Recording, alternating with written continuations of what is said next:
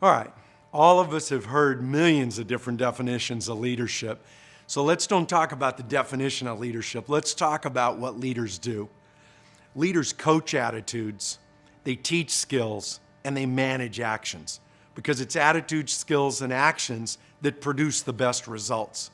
And leaders, although they're focused on producing results, that's not their first goal. Their first goal and their first obsession is with creating extraordinary people, is with helping people to learn, grow, and improve those attitudes, skills, and actions that will produce the results naturally.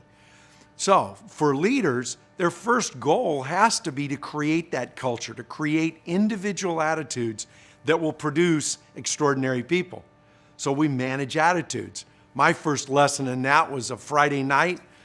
Father was a football coach. We're going in a locker room. I'm 9 years old. He looks at me and he says, "What do you hear?" And I thought, what do I hear? I'm watching these guys practice. They're getting ready all week to play. But he stopped me and wanted to know, what do I hear? And it was my first lesson on managing attitudes. He wanted to know, and he proceeded to ask me, were they ready to play?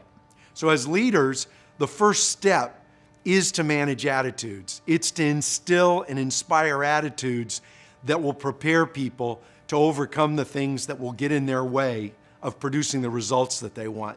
So leaders challenge people, leaders inspire people, but more importantly, they're constantly checking on the attitude and the emotional health of their people. And that can be exhausting, and it's the thing most leaders will give up as they get busy. But again, too busy is the first excuse people make to create mediocre results.